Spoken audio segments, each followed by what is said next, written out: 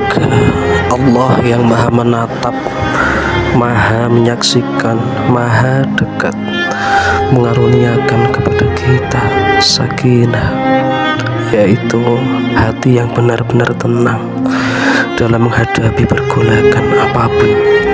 Karena sakinah itu hadiah dari Allah yang yakin kepadanya.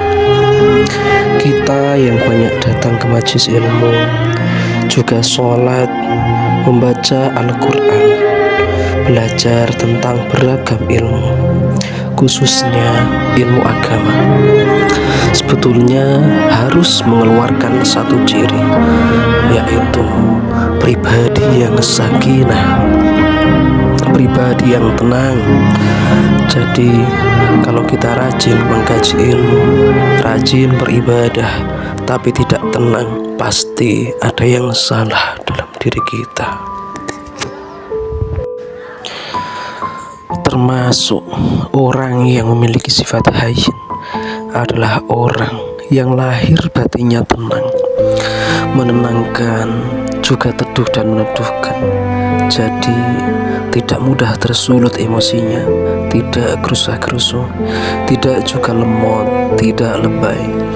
Tapi seseorang yang benar-benar bisa mengontrol dirinya, mengontrol hawa nafsunya, sehingga ucapannya, sikapnya memancarkan kekuatan, ketenangan yang dari dirinya dan bisa menularkan kepada yang lain. Lalu dari mana keterangan ini datang, wahai saudaraku? Perlu kalian ketahui, ketenangan ini cuma satu jalurnya. Ala bizikrillahi tatma'innul qulub, alladzina amanu wa tatma'innu qulubuhum bizikrillah. Orang-orang yang beriman tentram hatinya dengan mengingat Allah. Camkan, hanya dengan zikrullah hatimu akan tentram. Hati ini digenggam oleh Allah sepenuhnya, dibulak-balik oleh Allah, dan Allah mengetahui persis pikiran kita, ucapan kita, hati kita, sikap kita, semuanya. Dan Allah memberikan hadiah sakinah bagi orang yang ingat kepadanya.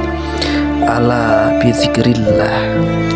Jadi orang yang mencari ketenangan itu, entah pakai apapun, ketenangan yang asli pemiliknya hanyalah Allah subhanahu wa ta'ala. Karena Allah yang membolak-balikan hati. Lalu kenapa kita ingin? Kenapa kita rajin sholat, rajin belajar, tapi masih susah tenang? Salah satu faktor yang membuat hati kita resah atau tidak tenang adalah, yang harus kita lakukan adalah muhasabah diri, evaluasi. Jangan-jangan ibadah kita, usaha kita, doa kita, mencari ilmu dengan semangat, sholat tahajud dengan semangat, sholat duha rutin, puasa rutin, tapi tujuannya bukan untuk Allah, tetapi untuk duniawi. Dan Allah tidak bisa dibohongi siapapun, saudaraku. Tidak semua mencari ilmu agama ingin dekat dengan Allah. Ada yang ingin dianggap pintar, ada yang ingin dianggap hafalannya banyak, wawasannya luas, hukumnya mantap. Ada yang ingin dianggap sebagai ustadz, dai, syekh, atau apalah, kiai. Memang tujuannya hanya untuk itu.